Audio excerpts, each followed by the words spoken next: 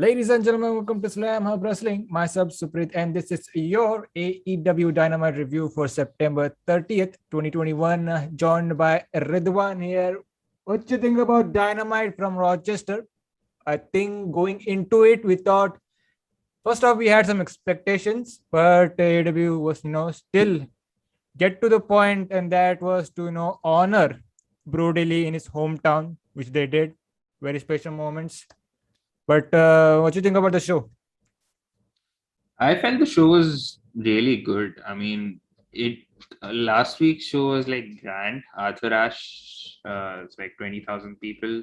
This week it was like a step below that, but it's fine. Like it was, you could say, like they progressed their stories. They honored Brodie Lee's legacy and a lot of things to keep things in motion. So I thought this episode was really good.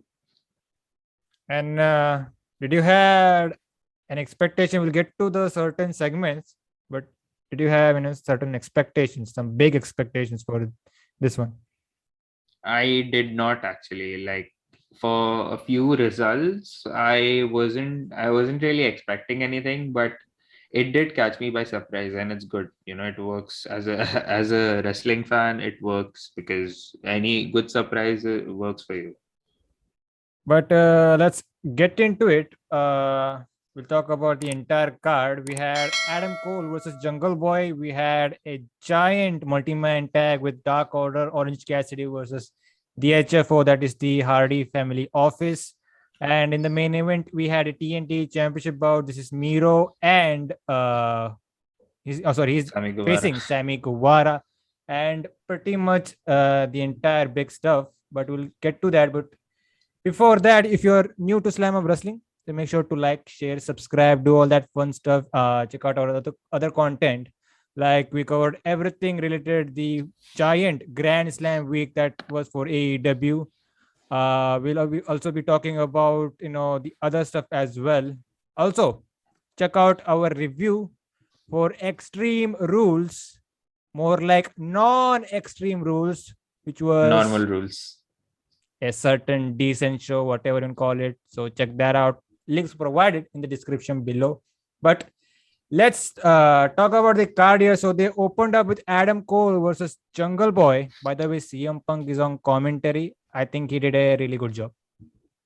He was all over the place. Like he was hilarious in parts. He was putting over talent, and like he was having the time of his life on what do you say, on the table. So it was fun to see him do such things.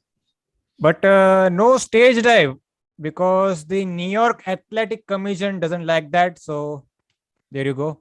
Yeah, you need a mask as well, and there were a lot of unmasked people. So good on Punk for keeping it safe. Yeah. Kind of like what Sasha Banks did on the pay-per-view. She's finally vaccinated. But Yeah, getting to AEW, another thing Punk stated out that he has some, what do you call, protection, some Lloyd's reinforcements for his the Lloyd's of commentary. London.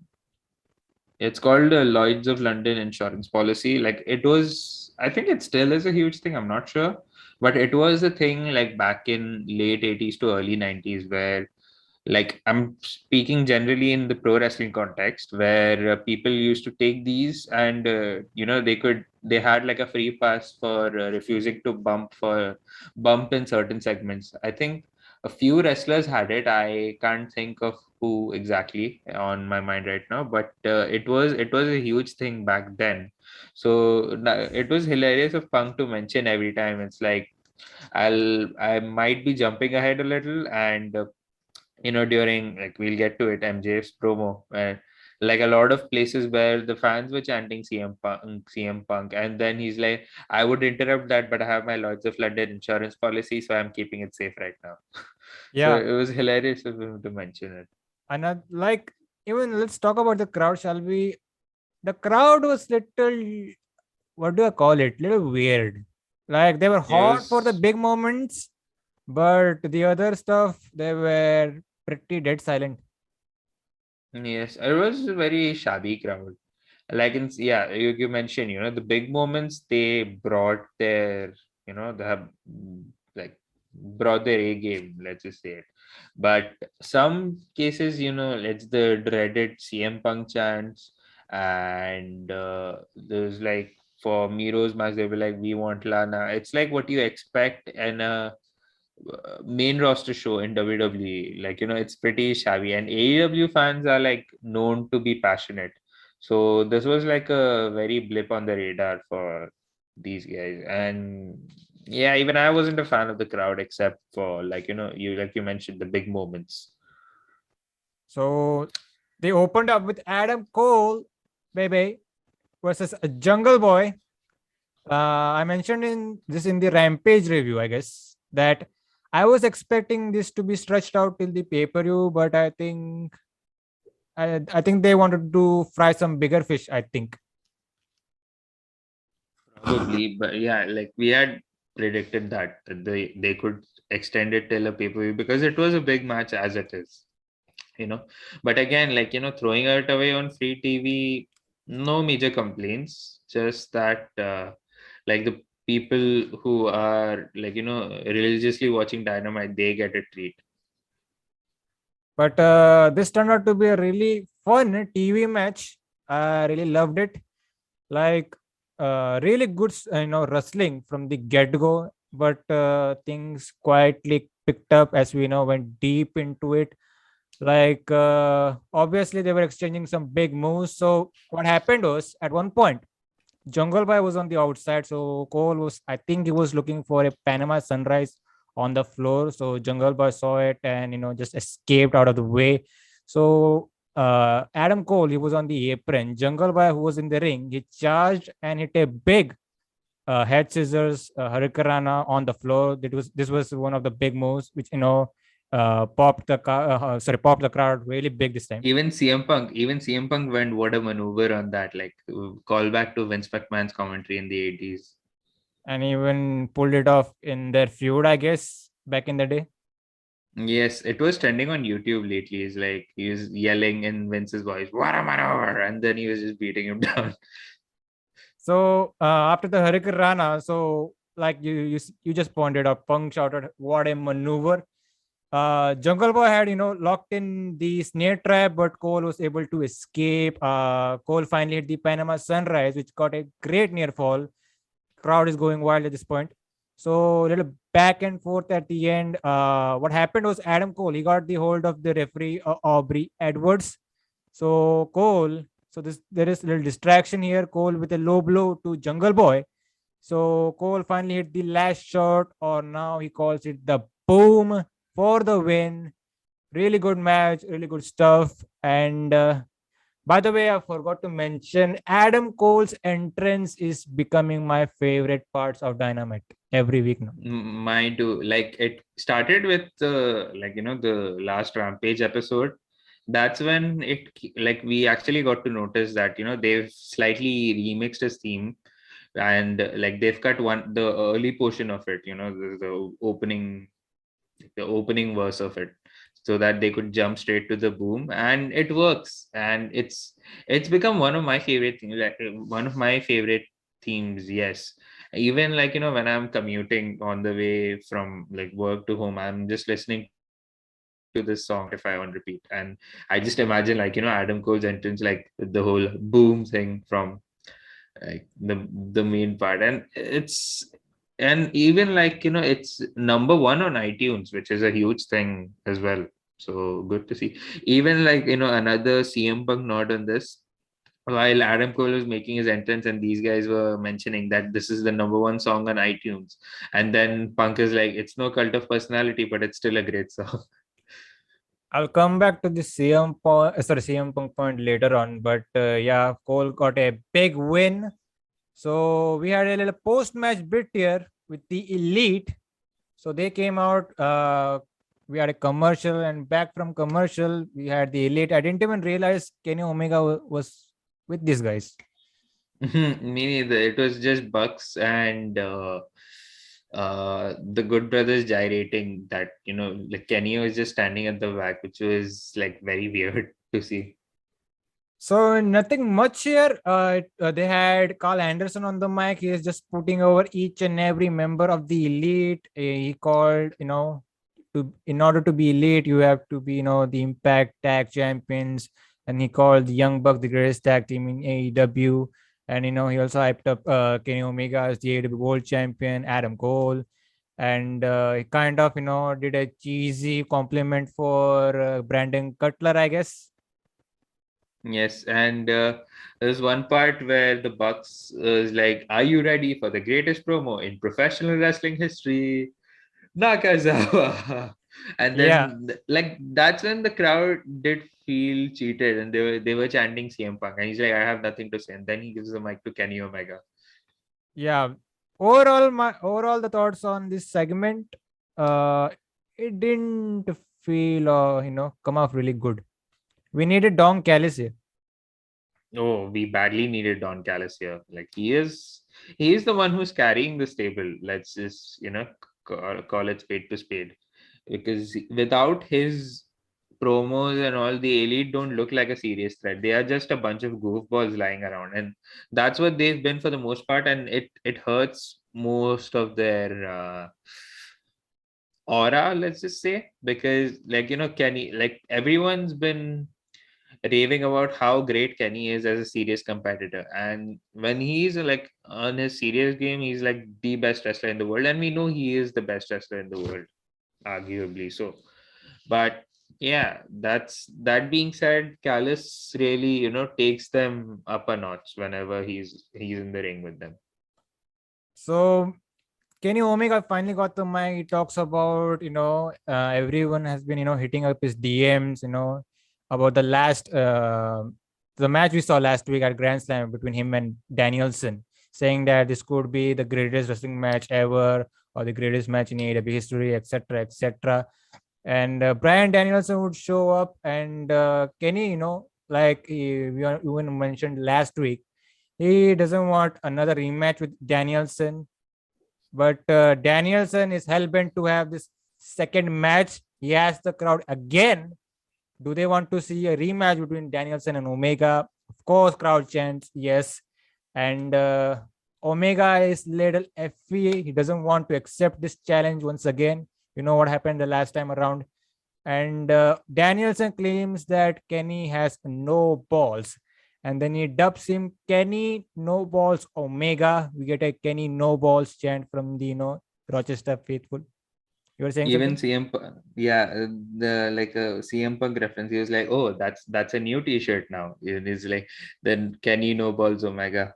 Then he's like, "Now that's a T-shirt," and then the crowd erupts with Kenny No Balls. Even like through till the end of the segment, while the elite were making their way out, they were chanting "No Ball, Kenny No Balls." But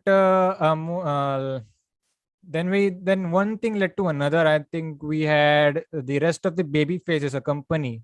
We had Kazarian, Yes, we had Jurassic Express, and someone and else I'm forgetting. Christian, Yeah, Christian, of Christian Cage. course. No offense.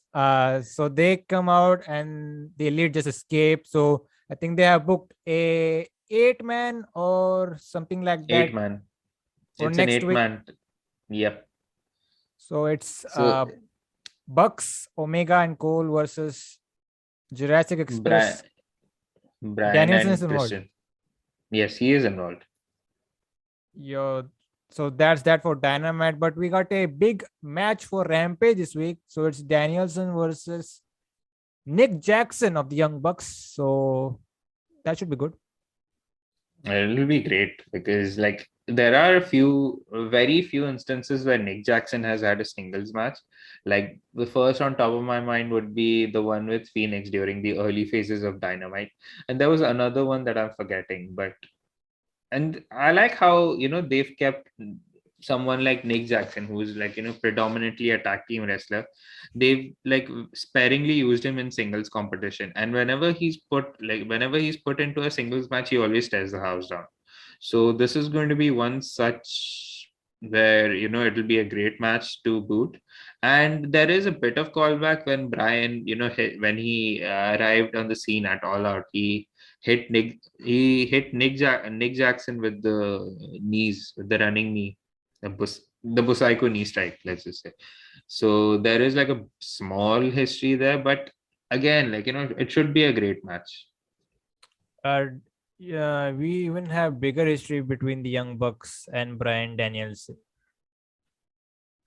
Could you elaborate further on that? Have you ever heard about the story that one time in PWG, Danielson and Roderick Strong were a tag team. They faced the Young Bucks. The PWG crowd that night were all pro Roderick Strong and Daniel Bryan. See, Bryan See, Danielson. And the Young Bucks were trying a lot because there was some tournament. The said match was part of a tournament, and yes. people didn't want to have the Young Bucks win this said tournament, so they turned on them. And the Young Bucks were trying so hard in this said match.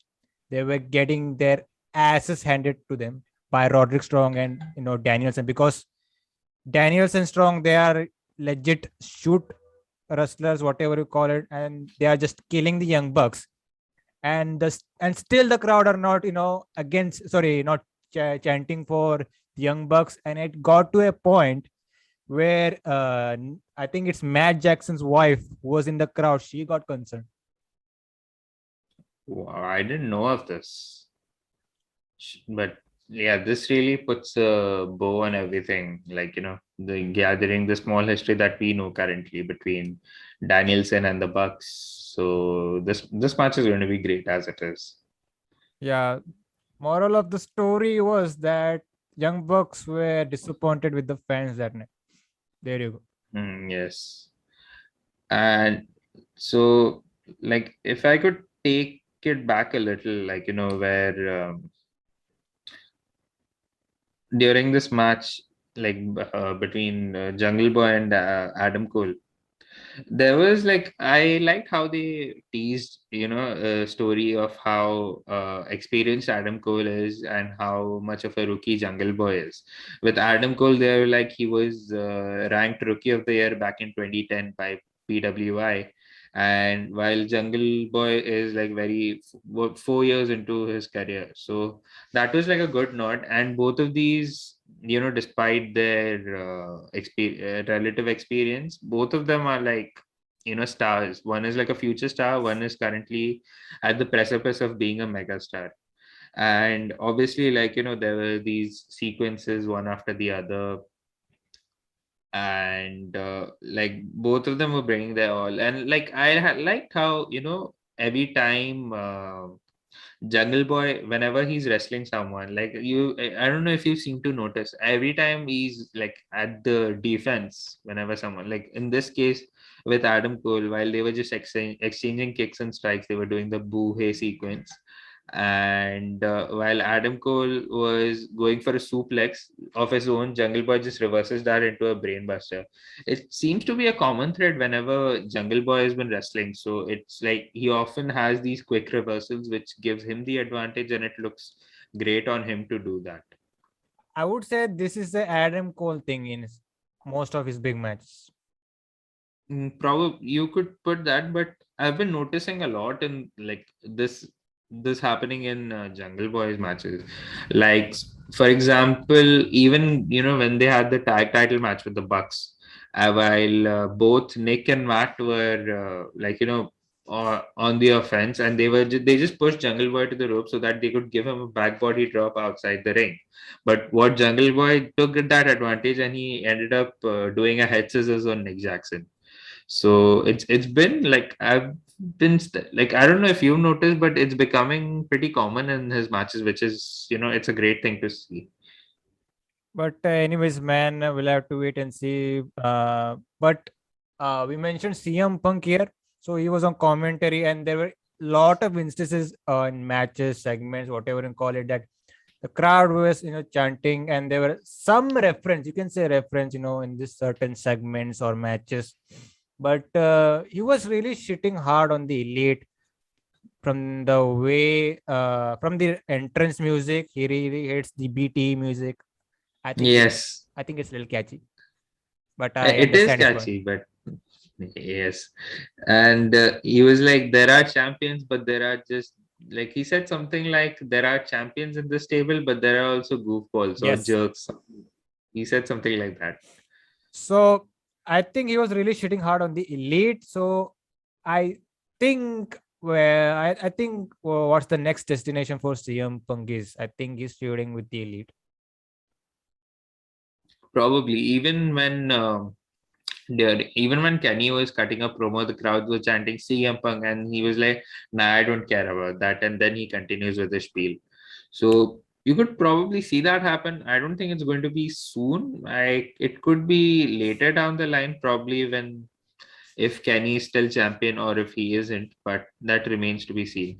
Probably, like, it's very highly speculated that this match is happening. Even like, no, it's highly speculated. I'm sorry. It's highly speculated that this match could happen. It's like a build as a dream match. Even CM Punk, before the All Out show, he had a podcast interview with Renee Paquette. I was gonna say Renee Young there. So with Renee Paquette, and he was also like, "This could be. I need a tag team partner with." To face the Young Bucks. It's one of my dream matches, and I can't wait for him to get here. He was talking about Bryan Danielson. So we could probably see this match happen sometime down the line. Like it could also be used as a transitional device from moving from Bryan to CM Punk. So it's possible. But I don't know. I am still hoping we get to see CM Punk versus Ricky Starks. While he's done with Team Taz, but I want to see him face Ricky Starks somehow. Lot of moving parts. Which direction they're going, we don't know. And it's good because like a lot of possibilities are coming in. They're still keeping things fresh. If one isn't there, someone else is taking the place. So in that case, good on them. Um, let's wait and see. We had a interview segment with the Lucha Bros. They had both the AEW and Triple. I was about to say Triple A. Triple H. I got it. Did you Triple say A. Triple H? Yeah. I Or think I'm. Anyways, they had the Triple A tag team titles. I didn't even know they were still holding those belts, but that was the point of this segment. So Andrade and assistant, Jose, they interrupt, and they also brought up, that they haven't defended the AAA tag team titles for a while now. So he kind of, challenged them for this belt. So we'll have to wait and see the common theory that everyone is predicting. Will it be Park and Andrade going after the Lucha Bros? He said luchador friends, but the I thought the most obvious or common theory would be Roosh and Dragon Lee challenging. Because as far as I know, Roosh is working both AAA and AAA. What can we say? Yeah, Roosh is working both AAA and ROH. So it's possible that that could be a match instead. Hmm. We'll have to wait and see. Or will it be with AEW? Because is there ROH contracts up? I think they are still into it. Like I don't know when is it expiring, but ROH themselves have been like pretty open about working with the Forbidden Door, walking through the Forbidden Door, I should say. And it's like even when these NXT guys got released the last time, when they had tweeted which recently released ROH NXT superstar should sign with ROH, and which wrestler do you want to see, which ROH wrestler do you want to see walk through the Forbidden Door and face in AEW. So they've been quite open about working with AEW or New Japan. They have some history. So probably I think it's going to be Rush and Dragony, and Andrade is like, two of my luchador amigos want to face you. So that's I thought that was the most common theory, like apart from what you mentioned. Uh, any of both of those scenarios could be welcomed. Could be seeing some great matches on TV, but Let's Some wait great and lucha see. things, if you may. Did you just say lucha things? Yes, I did. Anyways, we had a tag match here between Matt Sydal and Dante Martin. So they were facing Cody Rhodes and Lee Johnson. Wow, this was something. But to be, on all serious note, this was a really good match. Dante Martin, like always, came off as the MVP, is the star here, and he was doing his usual out of the frame high spots, which looked great. So what happened was, let's get to the finish. So I think it was Cody Rhodes was on the offense, but Lee Johnson decided to make the tag and eventually got the victory for his team. I think he pinned Matt Sydal with a surprise roll up, I guess, or No, it was Fisherman's knee strike or something like that. It's like similar to how what Adam Cole does, like the Ushigoroshi style. I mean, the suplex handle to into his knees. But Shorty had that that fisherman, like he carried the suplex in this Buster. fisherman position and just fisherman buster. It's it. That's a good old Kevin Steen move, I guess. But anyways, the Nightmare family members got the victory. But yeah, we had bigger fishes to fry in the post-match bit. So Shivani came up, to interview the winners here. So can you help me with this segment here? What happened? Okay, so Shivani comes out at the post match. Do you want me to talk about the match a little? Please do. Okay, so I mean, this was the usual, Cody Rhodes entrance where he's coming like the and then like he's making his way, and Brandy's still entering through the heel tunnel. So there is something there. They are sowing the seeds, obviously, and they've been openly addressing how Cody Rhodes is getting booed by the crowd, especially by one CM Punk, and his jab was a lot of money was spent on that entrance. It could be a waste of money, as for what we know, because the crowd doesn't like him. So that, and even I like the small touch with Dante Martin's entrance, where like it was Dante's music that hit instead of Sydal, because they're clearly showing Dante as a star. Like he's being highlighted irrespective of losses with his with his maneuver and him getting over slowly and steadily, which is great. Now coming to the match, it was a great match, I felt, because it was more of a showcase about guys like Shorty, Shorty and Dante. Actually, like Sydal, we know how great he is, and they were mentioning like how they do every match. Like Dante is 20 years old, but Sydal is a 20-year veteran, and Cody really brought it in this match. Like he was also trying to put these guys over, while especially that sequence where Cody jumps outside and then Sydal hits him with a meteora, and Shorty hits the con hilo, and then Dante Martin doing Dante Martin things, and like a lot of good nicknames for Dante Martin as well. So he's like they called him Dante Skywalker, which I thought which would be a very badass ring name, and they even compared him to Tiger Mask as well. So that's like a huge honor for someone like him. Now, with the finish, of course, we spoke about it. And I hated how, the vertebreaker that Cody uses is a transition move instead of a finishing move. That's weird. But all in all, it was a great match. It was showcasing these young talents, how great they are going to be later down the line. But So, before yeah, you the talk about the promo. post-match bit, I really want to see a Ray Phoenix Dante Martin match on a Dynamite or Rampage.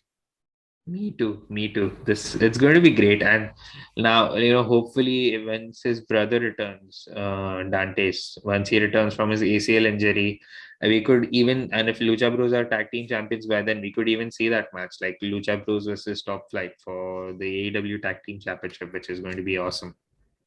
But let's quickly get into the post-match, man. Okay, I'm sorry for delaying that a little because I wanted to get my thoughts about the match out of the way. So Cody Rhodes is like Tony's asking Cody Rhodes like what happened last week? Why are you starting to lose? No, he's like what happened with you, Cody? And before he could say more words, Cody is like, we know what the fans like. The fans are trying to address what I want to address. Malachi Black, why don't you come out? And then Arn takes the mic, and then he's calling Cody's bullshit out. He's like. Why like you've been losing a lot lately, you haven't been listening to my instructions. When you lost to Malachi the first time, you just took your boot out and went home. Like what the fuck is that? He didn't obviously say that, but then he's like Cody has failed in his recent this thing. If it wasn't for you, I would do it, but I'm too old for this. And then he's also like he's giving an example about how soft Cody Rhodes has gotten. He's like, if you're the type of person, like you've become the type of person where if you're being robbed by your car, you would just say, okay, please take my car, but don't hurt me. If I were in your place, I would take my Glock out and I would shoot him and I would put his brains out. So we we might have come to some information that Arn Anderson has been involved in some felonies. And like that promo, he's like, I would shoot him, basically. I would murder him. That has sent Twitter ablaze with memes. Like, big shout out to Nyla Rose on Twitter. She was like all over the place with the memes. Don't And don't mess with Arn Anderson on Twitter or in real life. and then like to end this promo, he's like, now walk with me, Lee Johnson. At least you listen to me, unlike this jabron. Like, not, of course, not the last part, but there was a great line by CM Punk. Like, we knew Arn has bodies in his bag, but now we know it's with a gun. So yeah, it was a wild promo. Like, it was just there on just mentioning Cody's failures, and then I would shoot him. So it just goes up, and like with the wordplay into frame, like it just shoots the promo up. Let's just say. So this was pretty wild. Fuck. So correct me here. So Lee Johnson walked out with Arn Anderson, right? Yeah, Has anyone checked on Lee Johnson? I hope he's okay. Like, I'm genuinely scared. I'm genuinely concerned for him right now. But anyways, man, this was a great meme material on AEW Dynamite, like always. But to be on the serious note, yeah, they are really planting the seeds here. They are, and once Cody flips a switch, he's going to beat the shit out of Arn Anderson, and that will definitely get him boozing. While Brandy is also Brandy is also sowing the seeds. Like she's coming from the heel entrance tunnel. How heel can you be? I mean, how bad can you be right now? But besides that, there was a picture that was trending on Twitter last night while after An's promo, while An was just waving people from his car, and then they're like, "It's the most cursed image I've ever seen." So, fuck, never mess with Arn Anderson. And again, on a serious note, like, Arn is known to be one of the best promos ever. Even if, like, he was never a world champion in his career, no matter where he wrestled, and he was like more of a mid card hand, but he, like, people knew how great of a wrestler Arn Anderson was, and like the charisma and the promo that he used to cut, he was like one of the best promos back then. So yeah, I mean, that's just one of those examples where we see the greatness of Arn Anderson. Hey, by the way, do you know who is Arn Anderson's favorite music band? Guns N' Roses. That's my point. Okay, I mean that was the first thing that came to my mind with the obvious memes. But by the way, speaking about Arn Anderson memes, go check out Slamhub Wrestling on Twitter right now. We had a hot meme going on there, so check it out. But let's see, man, what where this Cody thing goes, and it will end up with him betraying or just kicking the shit out of Arn Anderson. Yes, it's coming sooner or later, but it's going to be fun. I really want to see Arn Anderson with the like Pillman's got a gun segment, but Arn Anderson with it would be hilarious. Bro, And this they like Pro Wrestling Tees even released a shirt while with the R is with a gun. It's like a nod to the Sopranos logo. So just just crash their website, man. Just buy the t-shirts. yes, CM Punk, you've got a competition now. But moving on, we had a promo from Dr. Britt Baker, TMD. So she was talking about the match with Ruby Soho from last week. We also heard from Ruby Soho, and she talked about how she got to that moment, etc., and kind of referenced how that match ended, where someone caused her the big moment. So just furthering the stories, I guess. Obviously, Britt Baker has to move on to new challengers. Ruby Soho, they could be doing the Jamie Hater thing once again. Yeah, it's weird to see that it is a rematch that could actually happen, and with a more sooner time frame. But yeah, Britt also called her Ruby No, and then she was saying she was saying that I'm sorry, like I'm still laughing with the Ann memes. So she is like chants when the crowd chants for you, they like the song, but they don't like you. I thought that was a sick burn from Britt Baker. But yeah, I mean, who could challenge her after this? Probably, we'll have to wait for Rampage to find out, or probably we could find someone else. God knows. Yeah, I think we know what the obvious challenger should be and could be. But I mean, yeah, I would love it, but with the reports that they could be extending it to Revolution, I'm not sure. But regardless, it's going to be a fun match And then we got the if it TBS. happens. Yeah, then we got the TBS title thing coming soon, possibly. Yes, that Well, also I feel like they're going to start, and once they move to once TBS. Dynamite moves to TBS, then we could probably see it happen. We'll have to wait and see. Still, sticking to my point, if you're having another championship in AEW's women's division, we need more stars, more depth in that division. I think probably like we mentioned, we could use the Forbidden Door for that, or I think I agree with you. But there are like around 20 to 24 female wrestlers contracted currently, like who are officially all elite. So I think that's a decent enough roster, but they haven't been given much of a character depth, if you will. But let's see where that goes. But we had this impromptu, you can say it, six man with Eddie Kingston, John Moxley, and Darby Allin. So they're facing Bear Country and Anthony Green. So he was part of WWE mainly on, August Gray. yeah, he was August Gray over there. Wrestled in 205 Live, and I barely saw him Yes. in NXT. That was his entire WWE run. Similar to Anthony Henry, and like he also wrestled recently on Dark during their tapings in Universal Studios. I'm not sure if that match has aired yet on Dark, but that was also a story of his career in WWE, where he was just there.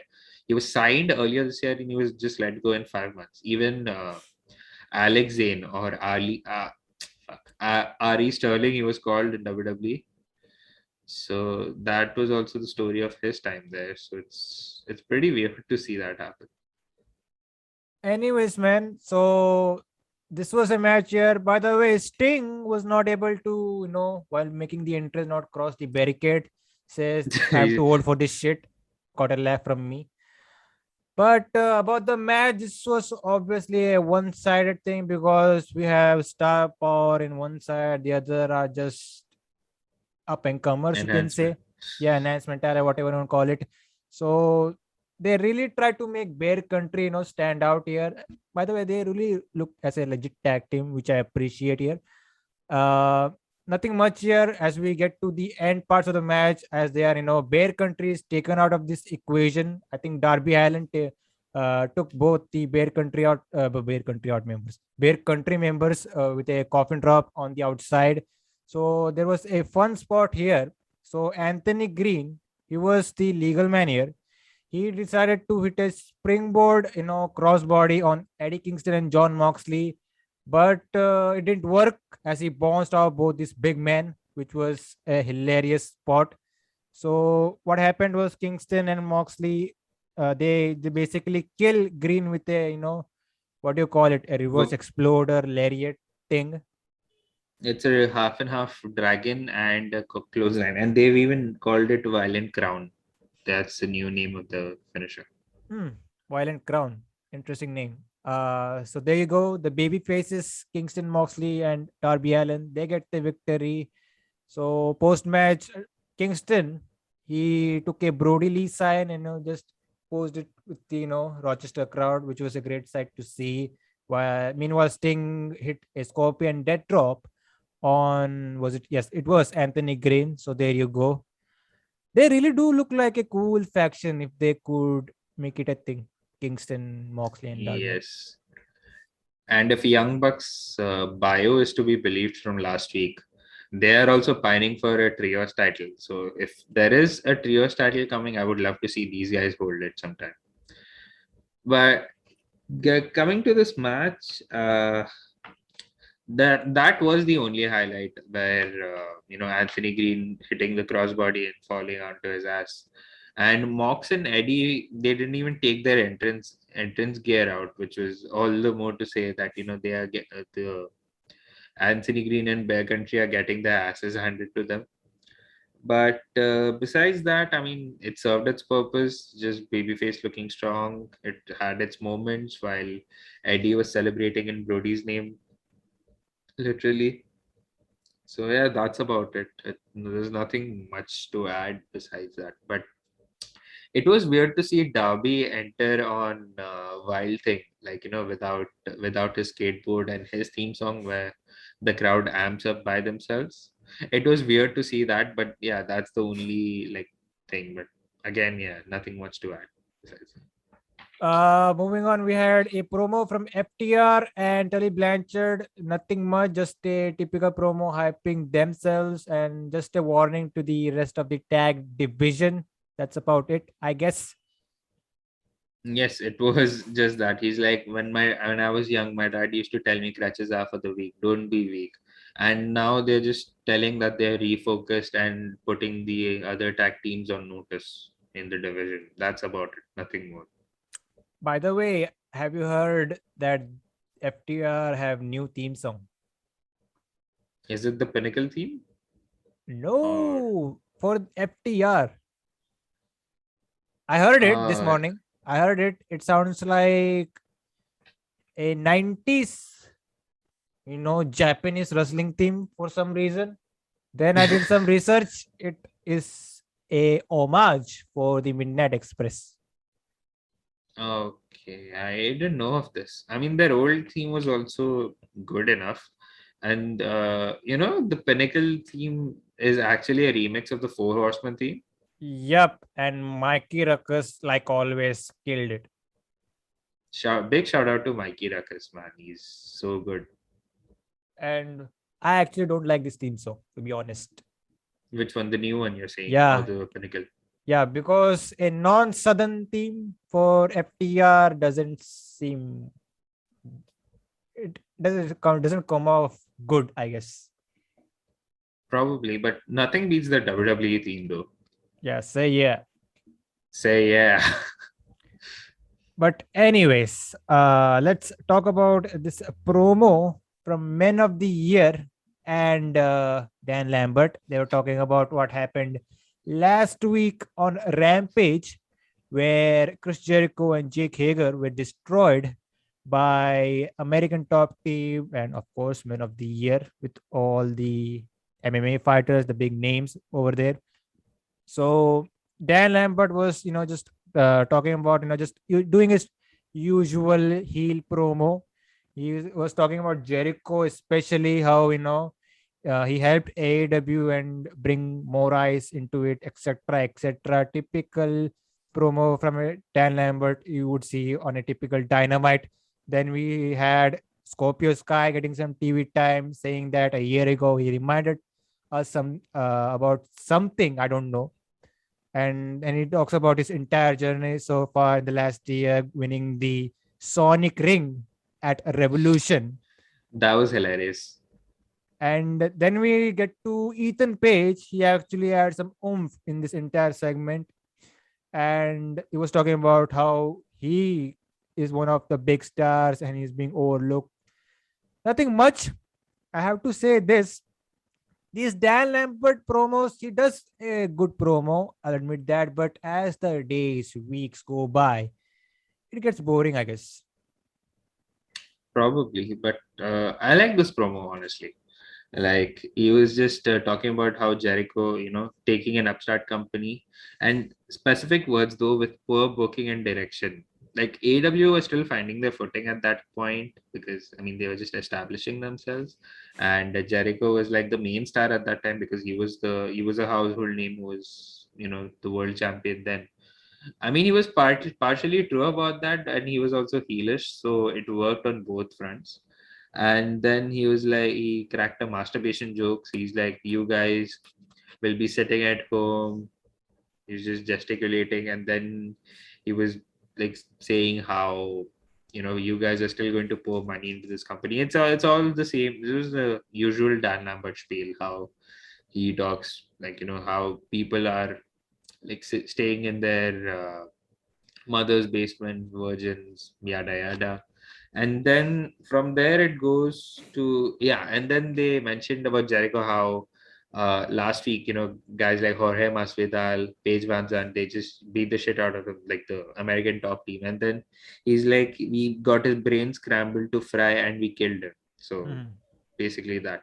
And then it goes to Paige and Scorpio Sky. Scorpio Sky's promo was pretty decent, I thought. While and to be fair, him cutting promos as a heel, like it is a lot better because if you remember the segments on BT, like back then in 2018, they used to do this worst town I've ever been in thing, Mhm. and that used to be pretty hilarious. And That got them Scorpio over in the Sky, first place. exactly, and Scorpio at that time, like he had more lines to say, but he used to kill it every time. Like that, those segments were hilarious on their own. But over here, like this, and even the promos that were aired on Elevation, while they're like, Are you watching me now?" And then they're like, "I'm sick of this shit."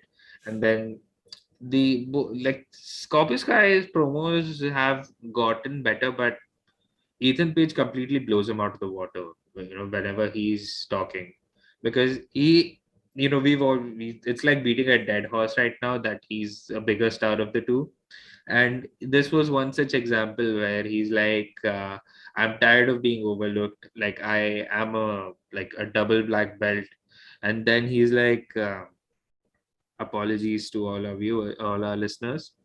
He's like, he just self promotes himself. He's like, I have the biggest smile in this business. I have the best smile in professional wrestling, and I've got the tightest tits in professional wrestling. So that's that.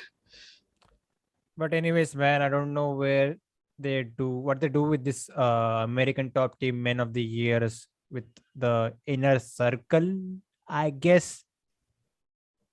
I don't think it's going anywhere with the inner circle because of what happened like later in the show. But there's nothing much to add, and there's nothing much that we could see.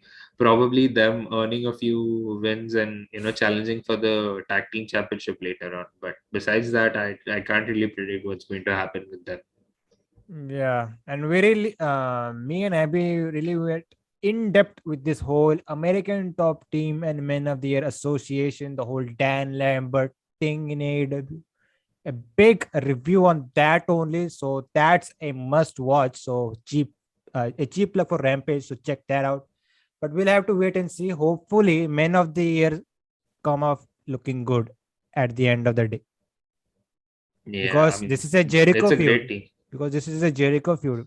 MJF was able to survive it, but I don't know with what will a Men of the Year. If they pull off a MJF, it's great. Yes, I hope it's going to put them over huge.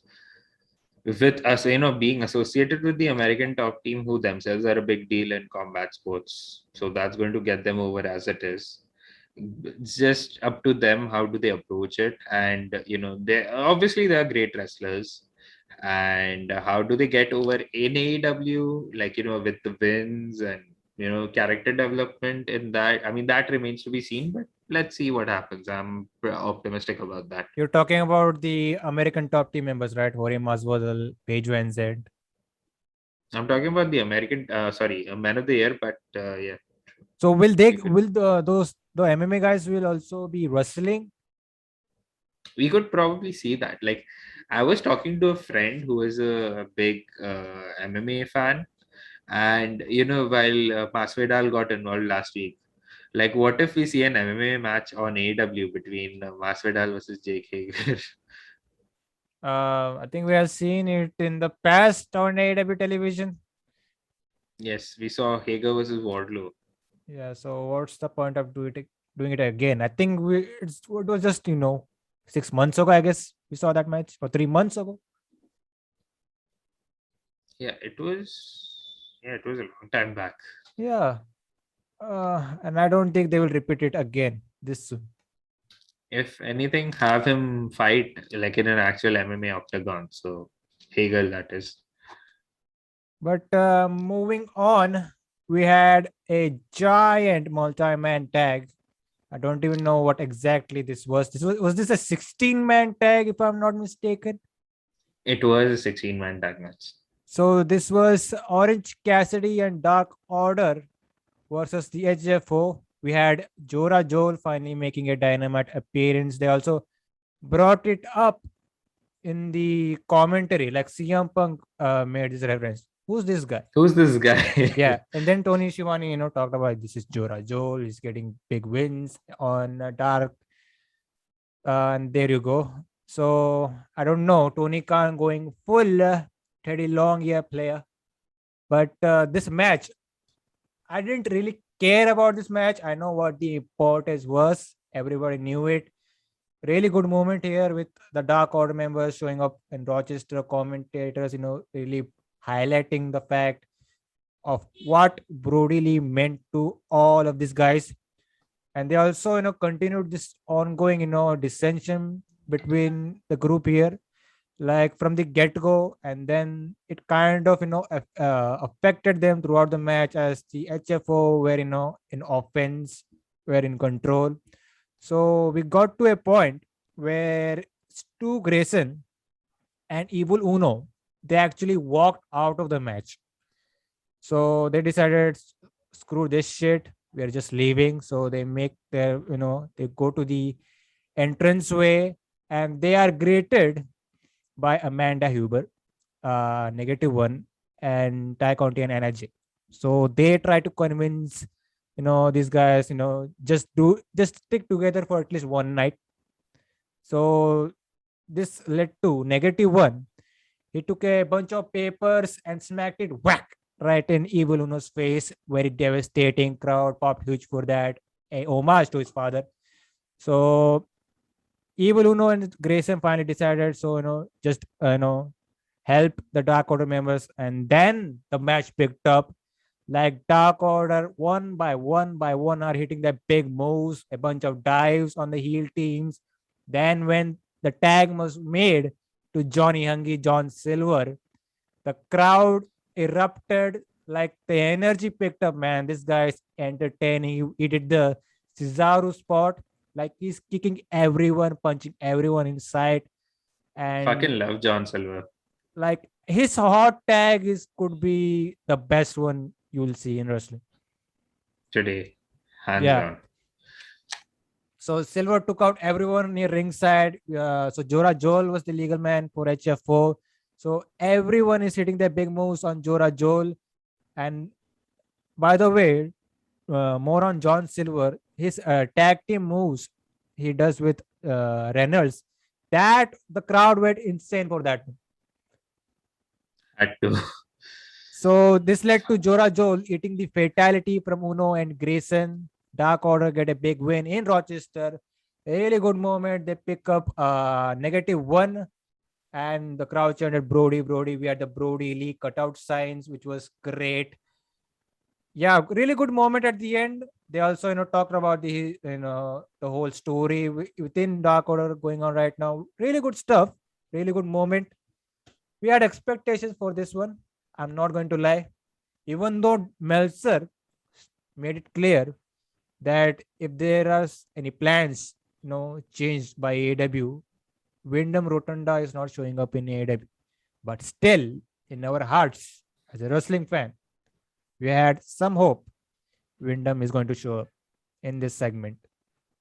It would have been We cool. are really It would have been super cool if they did it. we are really conditioned, thanks to WWE, of expecting the opposite. But my thoughts on how would I feel if Wyndham Rotunda becomes the leader of the Dark Order. I don't want that to happen. I would feel that Hangman's return would have been so much better. But but but but but but, But but for this night, for what it for meant, this night, for that particular moment, it was 1,000 times better than what everyone was speculating or predicting. And here's the thing, okay? Like Wyndham Rotunda's 90-day no compete clause hasn't expired yet. So why would they expect him to show up over here? but I think I said it on Rampage. Tony Khan would have went out, would have went all out. No pun intended. Like the 90 days thing is like you can take it or leave it, right? Take the money, stay home for 90 days. That's the thing, right? Yes, He could have thrown the money at Wyndham and just show up on Dynamite. probably, but I am not a fan, and I'm sorry if it offends you or anyone listening to this podcast. This was like 1,000 times better than what everyone was hoping for. And again, it was like the usual WWE conditioning where it's always like, a person losing in their hometown, it's to be expected. And when things like that don't happen, we are surprised. So, yeah. But again, like, this, even if it's for one night, this whole Dark Order reconciliation, it was a beautiful moment. Like, both Amanda and -1 joining in, and of course TJ. It really got me emotional while I was watching it. So it really touched me, you could say. But yeah, it was fun. Like everything about it was great, and the match itself was there, but it was more about the moment later on. So props to that. And on a side note, man, the new masks of 5 and 10, they look sick as fuck. If it was available here, I would buy one. And like, if you noticed, while they were embracing, while they were reconciling, the main feud, you could say, of the Dark Orders between Evil Uno versus Alex Reynolds, they did not embrace, if you notice. So the story is still continuing, I guess. I hope that doesn't happen though. And this has to lead to Wyndham. There is a small door over there that he may show up. I hope not. If he does show I up mean, and does something different, I would appreciate. me too. Like, I would give it a chance if it actually happens and if he does well in that. But besides that, I mean, speculations are just terrible for me to indulge and expect it to happen. And I wasn't really a huge fan of Bray Wyatt as it is. And, go ahead, shoot me for saying that. But it was what it was. Where's my Glock? You never were a fan of Bray Wyatt. Except for the Fiend stuff. I thought that was great, but the cult leader stuff, early stages was good. Later on, it just became hokey. But the Fiend stuff, like, from the early stage till the Goldberg loss was amazing. After that, it just lost its charm. Yeah, I think we have talked it about in the past. But anyways, man, let's see where this goes. I still feel this is an intriguing story with Dark Order. It is. It really What are is. the possibilities? Yeah, but I'm personally hoping it's Hangman who reunites them. But anyways, we didn't see a huge debut here. But Tony Khan had something else up his sleeve. We saw Lio Rush. I love this guy. Lio Rush is Man of of the hour. yeah. So yeah, you kind of said man of the year for a while. But anyways, No. but Lio Rush is officially all elite. He talks about like his promo was he sounded like he was talking about cryptocurrency. He was like, I was wondering, is he selling us a Ponzi scheme or something? Because he's like, I'll take your money, I'll invest in something else, and I'll make it double. He's like that. For the Indian listeners out there, it was like Akshay Kumar and Fir Hera Feri. He's like, 25 din mein paise double. It was just that. But it is a huge deal of seeing Lio Rush becoming all elite. It was weird when, like, knowing that he retired and then he came back, and it's retirement means jack shit in pro wrestling, we know that, but it's weird after that. But again, I'm excited to see him mixing up with the guys in AEW. It's going to be fun. So yeah, so it looks like he is going into a character phase of like we mentioned a cryptocurrency. That's a big thing these days. But we'll have to wait and see, Yeah, man, because and what this promo said, Tony Khan is really invested in Lio Rush. He wants to give him a big character. He has given it already, and emphasizing on the mic work. Lio Rush killed it in WWE when he was paired with Bobby Lashley, in my opinion. I thought he was like, he carried the Lashley act back then, like Before him MVP was being, a thing. yeah, before MVP was a thing, of course. Like, the after that we had that awful love triangle story.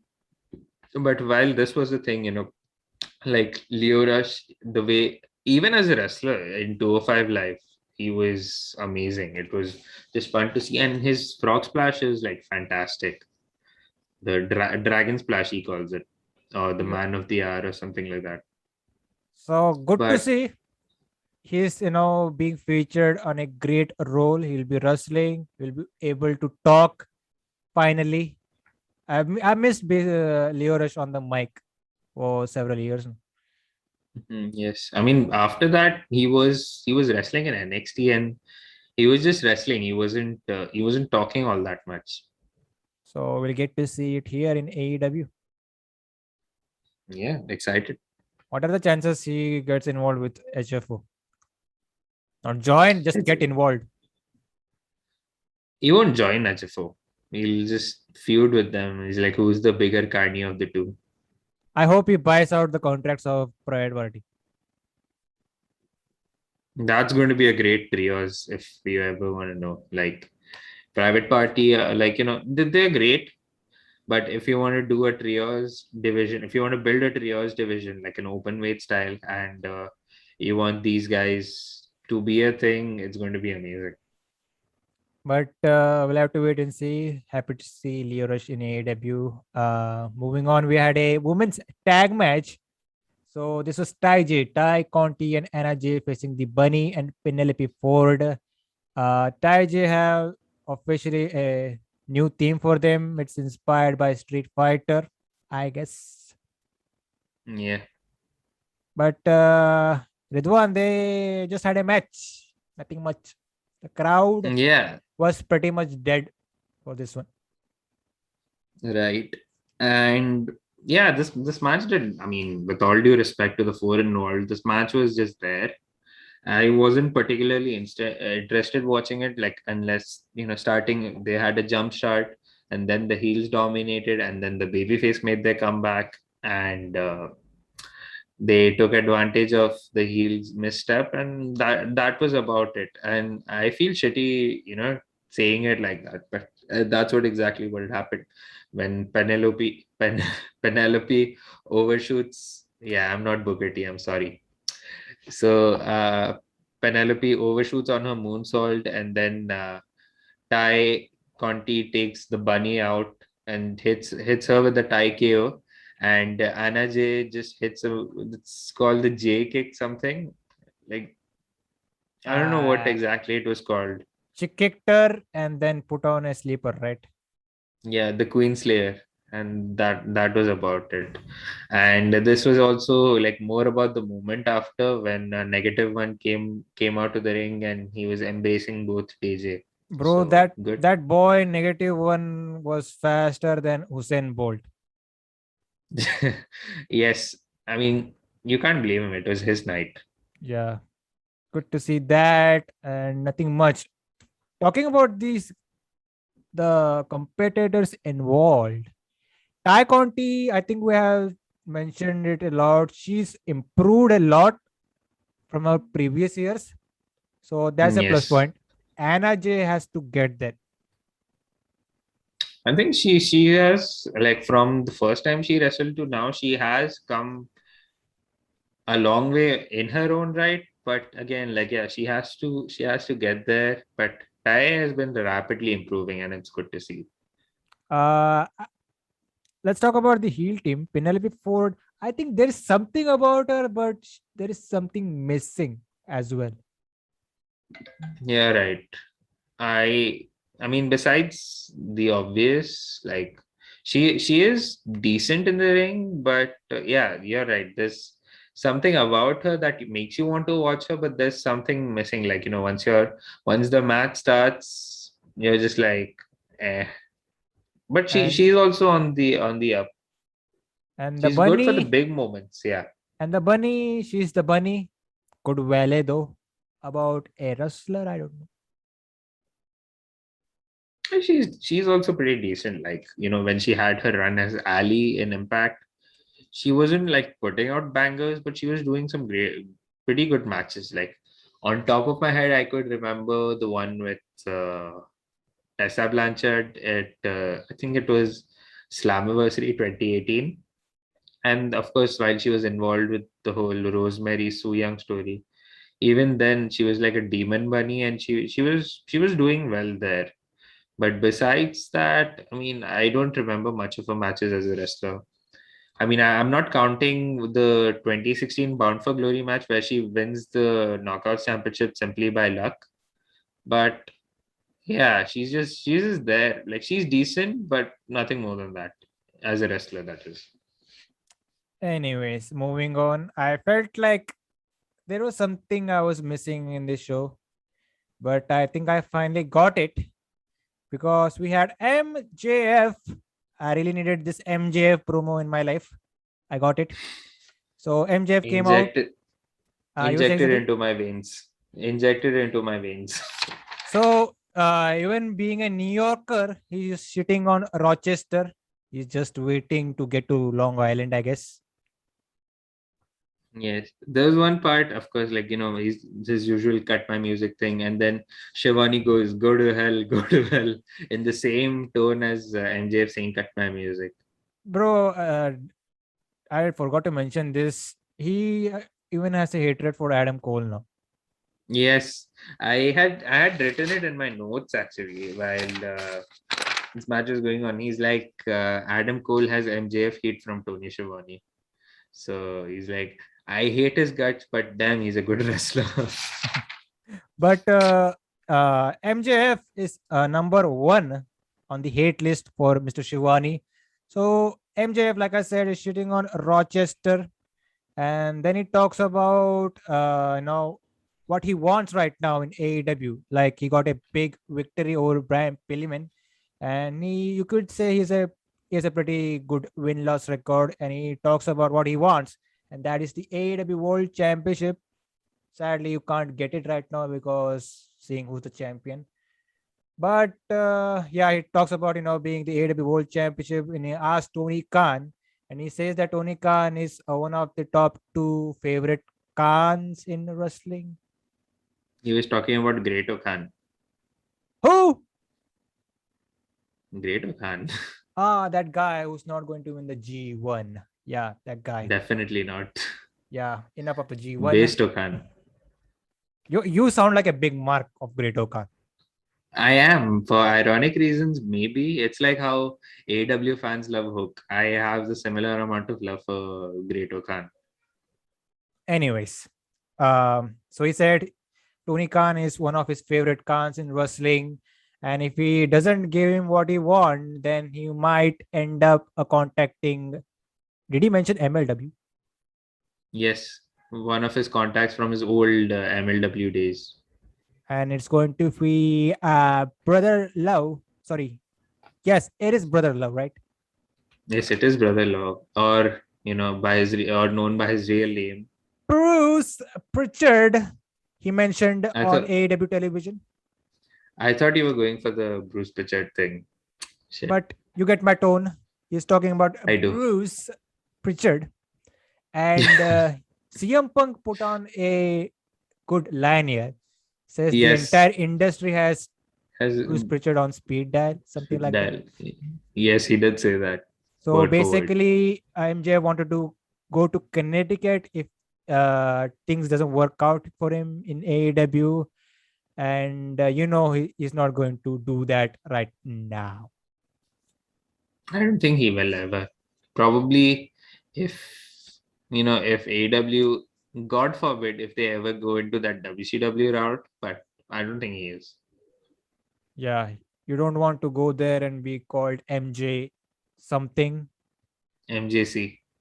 And when Vince finds out that he can sing "You Are My Sunshine," dead. But anyways, MJF just shooting here like always, really good promo. And then he talks about the other stars, and he mentions them as the four pillars of AEW. I like that. And he mentioned guys like Sammy Guevara. He said, I have beaten him. Then he mentioned Jungle Boy. I have beaten him. Darby Allin, whatever. And mentioned He just himself. skips over Darby. Yeah, and mentioned himself, MJF. So I liked this part. And I think this was kind of a theme for the entire night, right? And it came off bigger with this promo here. So this finally led to Darby Allin showing up. They had a little verbal, back to back. And MJF had to, dig deep here. And he did it. So he mentioned the story of there was a time where Darby Allin was in a little car ride with his uncle. And that car, was in an accident and your uncle died. And he said that the wrong person died that night. And the crowd is chanting, asshole, asshole. Like, absolutely incredible, man. The lengths this guy can do is really the sort of the earth.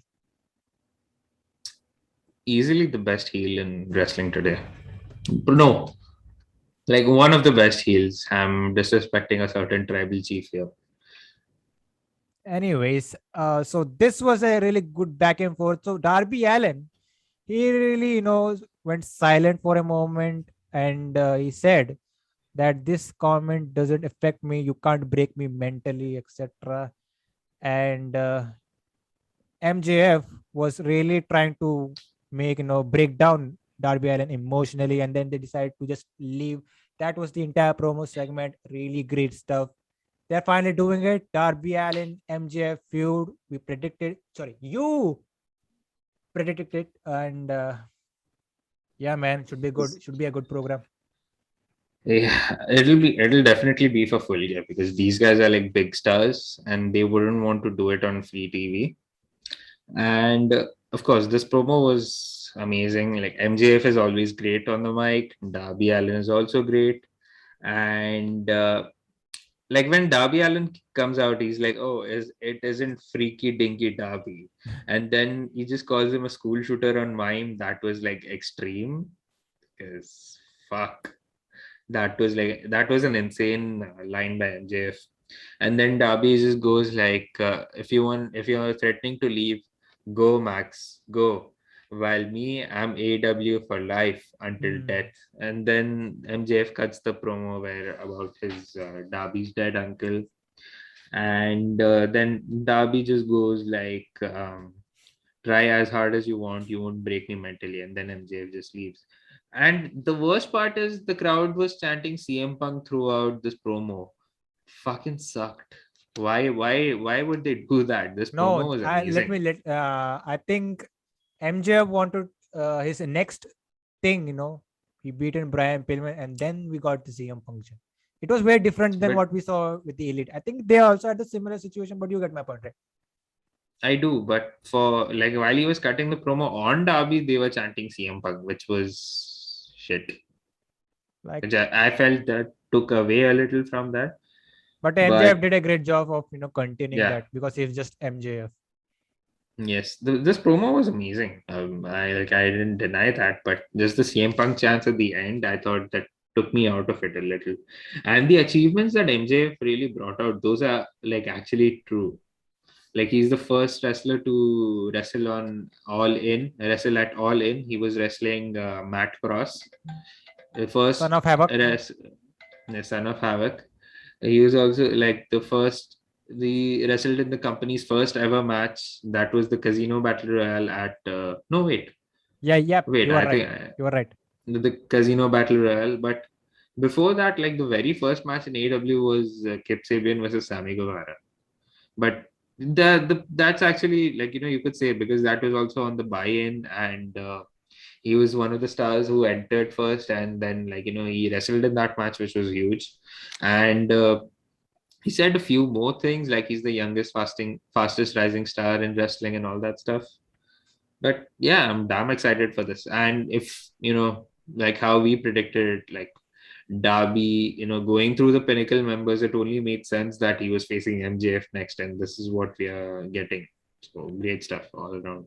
Oh, how could I forget this? So they also mentioned that Darby kind of took a shot at him, shot at MJF, that between us, I'm the only guy who won a championship The here in AEW. Meanwhile, you haven't done anything. And MJF said, very nice burn, Darby, something like that, which I like. I And also he mentioned about Darby, getting along with another number two in his career, that is Sting. So That's true. yeah, this is going to be interesting. And this is like the amped version of what we saw with the Brian Pillman thing. Yes, pretty much so. And I have a theory about this. We'll get to eventually, like once we talk about this match. But yeah, So shall we move on to the main event? Is it something else that are we missing? uh, we are missing a couple things actually. Um, So the first is like there is a triple threat match that was announced for Rampage. So it's no DQ, like triple threat rules, of course. That's Jade Cargill versus Nyla Rose versus Thunder Rosa. And they were just cutting their promos. Like Jade is like, I'm gonna take both of you pitches out. Thunder Rosa is like, you're in for a party, and then Nyla is like, your pain is my pleasure. So besides that, that is a match, and also with Hikaru Shida, she was also like she's close to getting 50 wins on in AEW, and she wants to do it against Serena Deeb. And then Serena Deeb cuts a promo. She's like, it's going to mean something if you get your 50th win versus me. So that is also a match for next week. so should be good, man. Should be good. And by the way, what you think about this ladder match for the anniversary show? It's good. I don't know if like the title match is going to be for Dynamite or for Full Gear. I don't think they've started building for Full Gear yet. If discounting Darby and MJF, but yeah, probably some upper mid carder would get a chance and like challenge for the title. Someone like if what I was predicting, someone like Will Hobbs, who was like number 2, he was just few wins away from becoming number 1 and facing for the championship. So someone in that category. But I would have loved if it was for Hangman to return and get an opportunity at Kenny. But that's also a story for another time. Let's see how do they approach that. And for tonight on Rampage, they've also like announced the hair versus hair match between Orange Cassidy and Jack Evans, which has been taped, by the way. Okay. I haven't seen the spoilers. I don't want to until the match happens. And yeah, should be good next week. And wait, you have a MJF ringtone? Yes, I do. Wow. Just Incredible. give me a moment. Just give me a moment.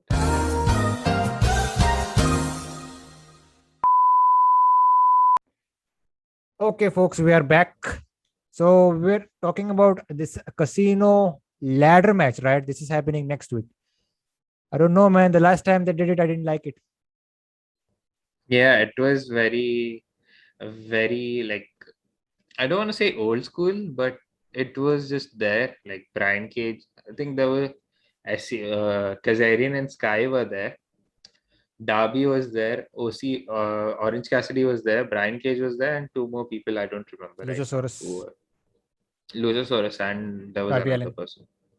No, I've said Darby Allin. Yeah, anyways, I didn't. Colt Cabana, I guess. Yeah, it was Cold Cabana.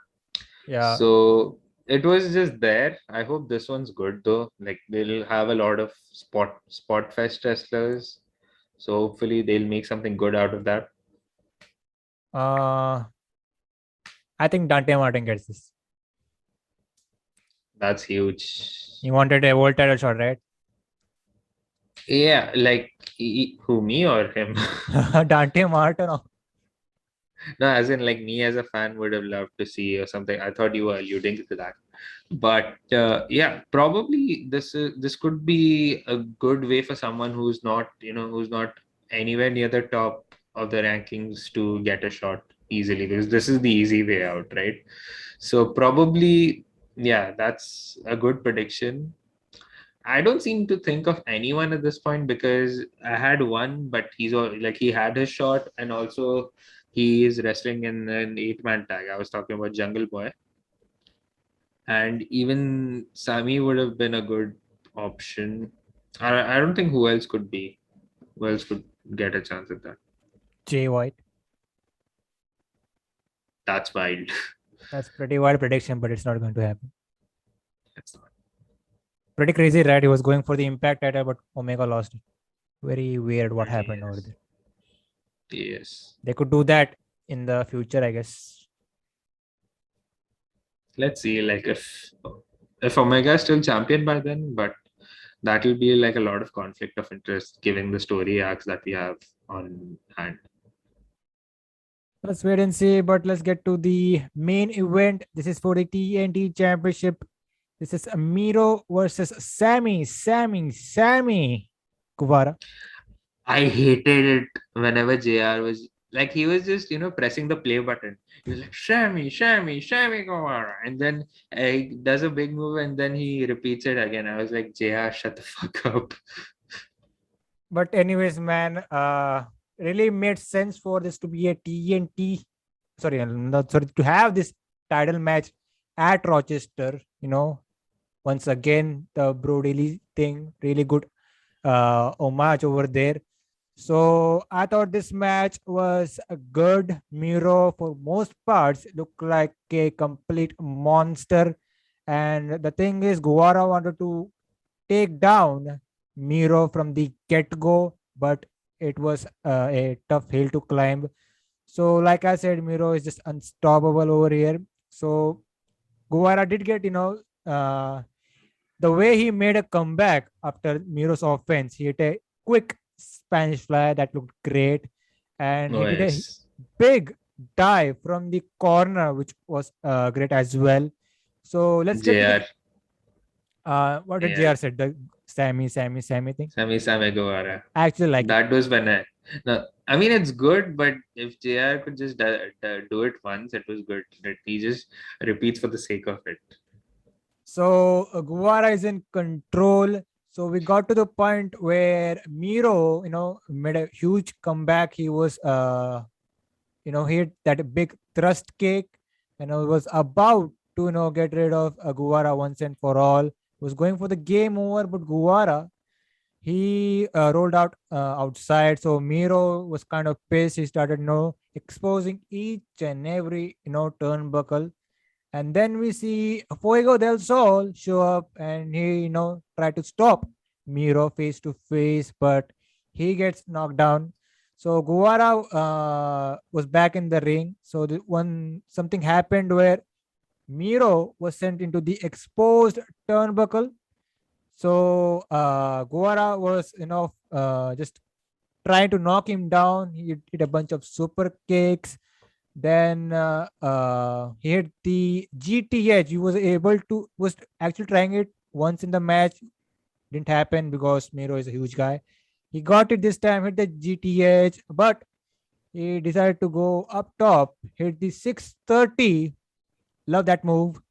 Got the big win.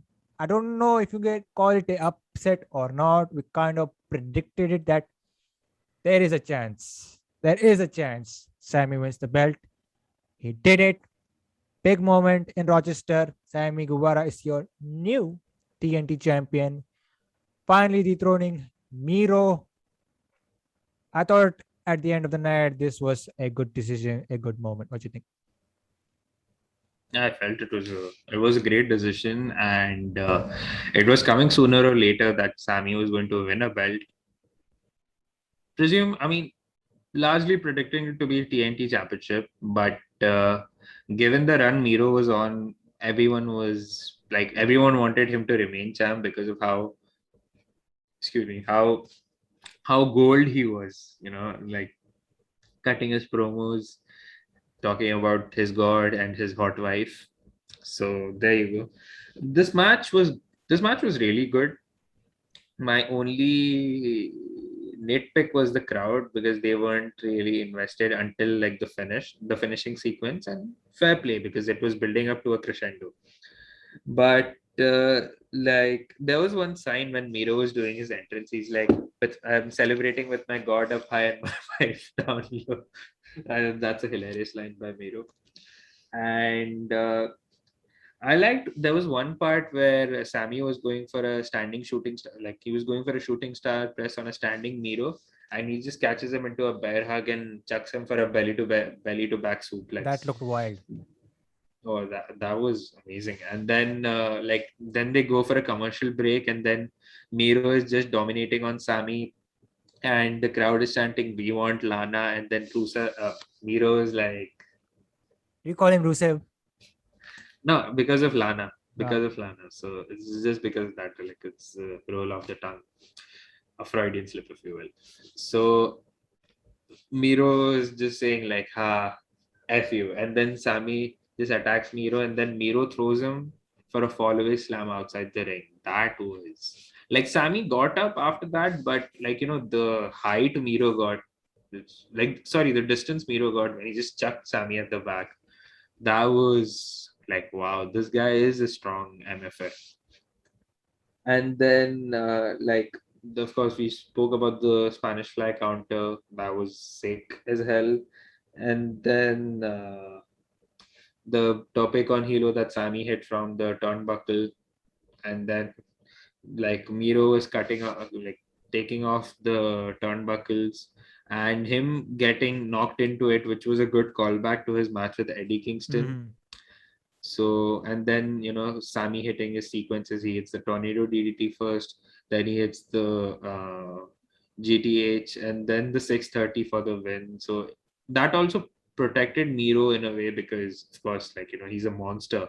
It had to take like so many moves to keep him down. So that protects him and also makes Sammy look like a star, coming back from scratch and, winning the big one in Rochester in, the late great Brodie Lee's hometown. and celebrating it with the Dark Order as well, and also his block crew. So all in all, it was great. My concern was, like how everyone was predicting it to happen like last week, and it was supposed to be another challenger. It would have made a great moment, but no complaints about this one. Who This do you was wanted? Who do you wanted to dethrone Miro? Which babyface? Eddie. I was predicting Eddie Kingston in Arthur Ashe winning the championship in front of his crowd, but how he ended the night, his night at Arthur Ashe, I think that was also great. Him with his best friend Homicide, and winning a tag match versus Minoru Suzuki, who he's a great fan of. I thought that was a good way to deal with that. And like Miro losing the title to Sammy Guevara was also great because again, Rochester TNT Championship, big baby face, dethroning the big heel Miro, and this is also Miro's first loss in singles competition. So this is also a huge deal for someone like Sammy Guevara, who was like a big baby face who dethroned someone like Miro. I So all yeah. I could have put a bastard Park in that position. I would have liked that, but there's just travel issues he's feuding with right now. So, Makes sense. was this the was this the babyface you were predicting last week? Like there is a certain babyface that I'm hoping would beat him. Exactly. Okay.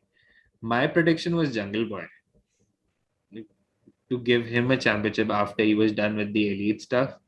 So I was predicting They Jungle Boy to dethrone Miro. Yeah, they could have given to Jungle Boy, but Sammy Guevara took that spot. And I think it was great of him to do that as well because even he teased, like, when he was doing the Sign Guy Sammy promos, like during an ad break, I think a couple weeks ago. And then he's like, we need to get more wins and we are going to win more championships. He wins the TNT championship right away. And what more could you ask for, right? But anyways, man, great stuff. Like you said, Sammy celebrated with all his friends, the baby faces. He's a made man now. Now that he has won gold here in AEW, that being the TNT Championship, I think he is going to also have a solid reign like the rest of the guys. And we already Yes. have a challenge in our hands, but you will get to that point. But what about Miro? I think he said, I think he tweeted something out like that he needs to talk to God. So the question is, will God send him CJ over in AEW? What he could have asked God was, you know, like dismantling the top turnbuckle while Sammy was going for a 630. But anyways, man, we'll have. I Shit, think bad joke. they really are sprinkling the seeds for a potential CJ arrival. I think this could be another phase for Miro now that he's no longer TNT champion. He's no longer God's favorite champion. So God's favorite champion. So he'll just be. He's not going to go back to best man, but it's going to be something new that comes out. So I thought this would have probably been CJ's arrival to AEW, this match with Sammy, Mhm. because Sammy had Fuego in his corner and CJ would have been the equivalent for Miro, even though Miro is a monster, but it would have worked. But it's fine, it works either way. But I have a theory regarding Sammy's title reign. Shoot. I have a okay, No pun so intended. it so Sammy would basically like his thing is taking on all comers, which we'll get to, someone who's not in AEW, who will be in AEW signing later, like how Cody was, right? Cody was taking on all comers, facing all independent talent and also the AEW stars. But tracing back to the promo with Darby Allin, Darby was saying, I was the only one who won a championship among the four young pillars. So I have a feeling after MJF is done with Darby, then MJF wants to win gold, he'll easily target Sammy and win the TNT championship because he's already beaten Sammy before. and he'll do it again. And probably, like, if you want to build the company around these two as babyface and heel, they could run a story similar to probably Tommy Dreamer and Raven in ECW. Like, Raven was always getting the upper hand over Tommy Dreamer, and they had their own backstory. And when Dreamer eventually got the win versus Raven, it meant it was a huge deal, and it made Dreamer an instant. I don't want to say megastar, but it made him a superstar. Let's just keep it at that. So something similar where MJF always gets the better of Sammy, and then, like, he's making Sammy crave for that win, like, making him try hard, and then eventually Sammy gets the win. So I hope MJF, if he wants to win a championship, it will be the TNT championship, which will further propel him to eventually winning the world title later down the line. That's pretty good.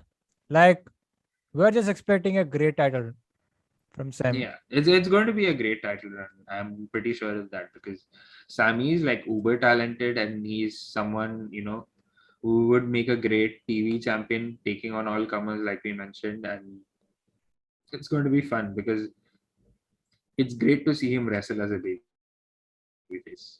But let's talk about his first challenge, man. Okay. So during, like, you want me to say it, right? Go on. So, like, during the first commercial break for Rhodes to the Top, so they even mentioned on commentary that Sammy Guevara will get the first ad break for Rhodes to the Top all by himself.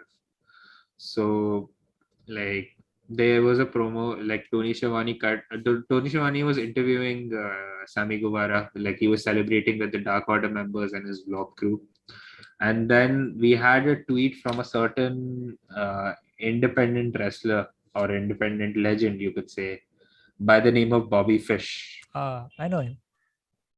Yes. So he tweeted that, Sammy Guevara, congratulations, but I am hungry for a challenge and I want to face you for the championship. And Sammy Guevara addressed that in his promo that while he was being interviewed by Schiavone. And that match is official for next week on the second anniversary show for Dynamite. So we have Sammy Guevara versus Bobby Fish for the TNT championship. Pretty crazy, right? Great.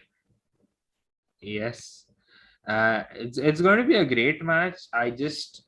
Personally, I could care less for Bobby Fish. He's a great wrestler. Just at that, but I'm excited for this match. What about you? Yeah, the thought of Bobby Fish in AEW, just couple of days, months removed from being on NXT, it's pretty bizarre. He's also wrestling on MLW soon, so that also puts a good tie-in, because a lot of MLW wrestlers, while contracted, have also wrestled for AEW. Guys like Pillman Jr., MJF, probably a few more that I'm missing out on right now, but these two are on the top of my mind. Here's my prediction. Go on. We're going to run into a situation where we're going to have Adam Cole, Bobby Fish, Okay. Roderick Strong, and Kyle O'Reilly in AEW. They are going to reform the Undisputed Era here. I don't really see it happening, but it could make for something good. Like, if the Elite is still a thing by then, if these guys come over to AEW, and if the Elite is still a thing, that could be a good feud for Adam Cole to branch out and bring his own guys and, beat the Elite up for the stuff they do. Should be good, man. Should be good. But we are done with the review. Anything you want to add? Nothing more. I think we could go another hour with our memes, but that wouldn't make any sense, right? We'll kill the memes by that point. I see what you did there. Anyway. So, before we leave, where can you guys find it?